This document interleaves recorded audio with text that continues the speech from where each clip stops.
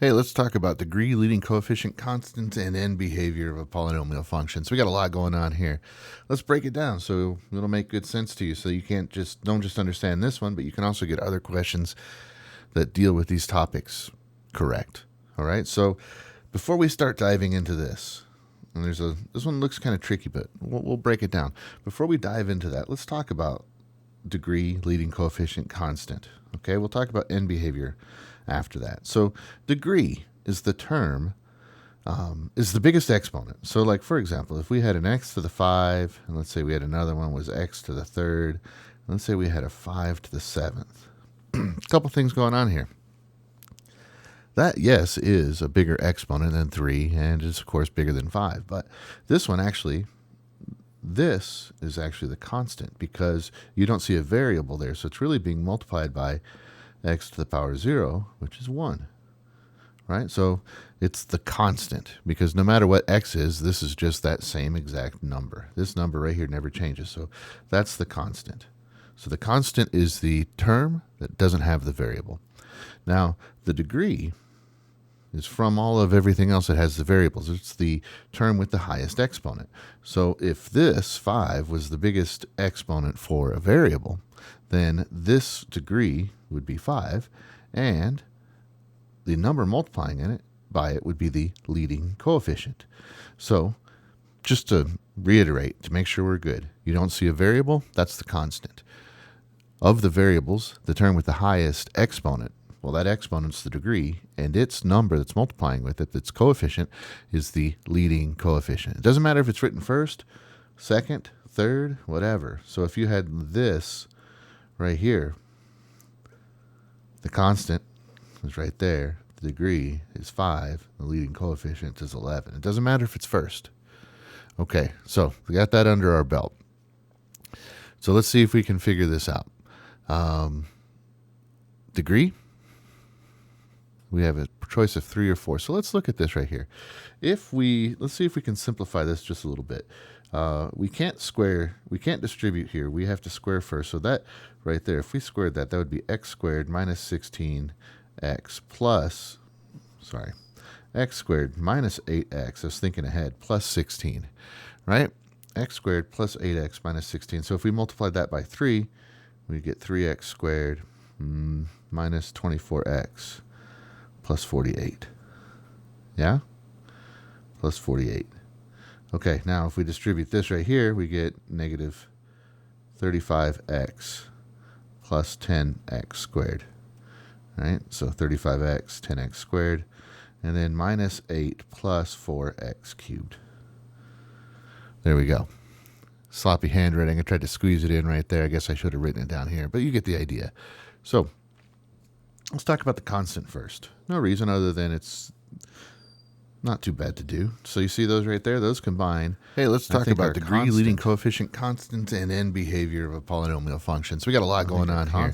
Let's break it down so it'll make good sense to you. So you don't just understand this one, but you can also get other questions that deal with these topics. Exponent. Correct. So our biggest exponent here. Before we start diving into this, and there's no other kind of cubes, right? We have a square. We'll break it down. Before we dive into that, let's talk about those get together. Degree, so our leading coefficient. Okay, we'll talk about end behavior after that. 4. So degree is the term. Have enough information now to say it's the biggest exponent. So like, for example, if we had an x to the 5, let's say we had another one was x to the 3rd. 40. Let's say we had a 5 to the 7 to the left and up to the right. A couple things going on here. That means it's looking something like this. That, yes, is a bigger exponent. Let's talk about how we know that's true. Anyway, of course, bigger than 5. We've got processes. This one actually to say that it has to be. This is actually the constant because you don't see a variable process. It's really being multiplied by. It's actually kind of not 0. We could draw a little table to break this down, right? So it's the constant because no matter what x is, this is just that same exact number. Let's say that this number right here never changes. So that's the constant. So the constant is the term that doesn't have the variable. Here the degree is odd. So these two degrees even, these two the degree is odd. It's from all of everything else that has the variable. 3, 5, 7, 9. Term with the highest 2, 4, 6, 8. So if this 5 was the biggest exponent for a variable, it's negative. Then this degree, so got a little table right here. So, and for example, right here, the number could be something like it would be the leading coefficient, and even so.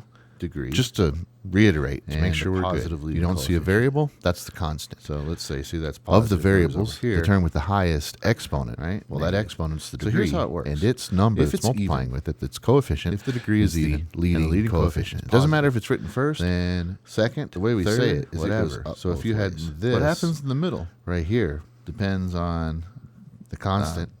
It's right there. A couple things. We'll get into that later. But the end behavior is 11. It doesn't matter if it's first. What happens on the left and the far left and the far right. We got that under our belt of the graph. So let's see if we can figure this out. Coefficient's positive, up both ways.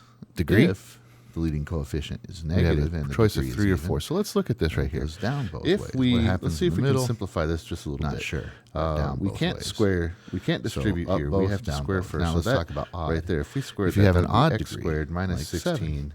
X plus, but you have a positive leading coefficient. X squared minus 8x. On the left-hand side, it's going to be 16 down. That's how you say it. It's actually x squared plus 8x minus 16. So if we multiply that by 3, we get 3x squared. If it's odd, degree's odd. Leading coefficient's negative, like negative 3x to the 7th. It gets flipped around. It does exactly the opposite thing. Okay, now if we distribute this right here, we get negative. So anyway, 35x. That's how that one works. Plus so for sure, x squared. Down left, up right. Let's see. So 35x. So we have positive squared, leading coefficient. Minus 8 so we have plus 4 positive leading coefficient. So we're in this realm right here. There we go. We have a sloppy handwriting. I tried to squeeze it in right there. I guess I should have written it down here, but you get the idea. Boom. So let's talk about the constant first. No reason other than it's not too bad to do. So you see those right there? Those combine. I think our constant is 48 minus 8, which is 40. Let's talk about the degree. Degree is the biggest exponent. So our biggest exponent here is cubed. And there's no other cubes, right? We have a square, those would go together. We have some x's, those would go together. So our leading coefficient is then going to be 4. Probably have enough information now to say that this is it. Degree 3, leading coefficient 4, constant 40, and it says it's going down to the left and up to the right. So that means it's looking something like this. Now let's talk about how we know that's true anyway. I mean, we've got process of elimination to say that it has to be A. But let's say we couldn't figure that out by process of elimination. It's actually kind of not too bad. We could draw a little table to break this down. Okay? So let's do it like this. Let's say that the degree is even, and let's say that over here the degree is odd. So these two degrees even, these two the degree is odd, right? So like, 3, 5, 7, 9, 2, 4, 6, 8. Okay, so now let's say the leading coefficient is positive, and let's say it's negative, right? So we've got a little table right here. So like, for example, right here, this could be something like, we're talking about an even degree and a positive leading coefficient. So let's say, see, that's positive, whereas over here, right, negative. So here's how it works.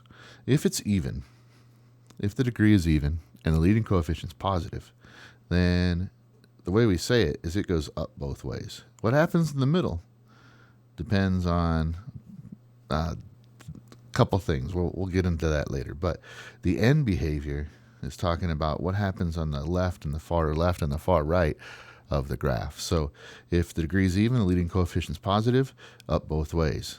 If the leading coefficient is negative and the degree is even, then it goes down both ways. What happens in the middle? Not sure, but down both ways. So up both, down both. Now let's talk about odd.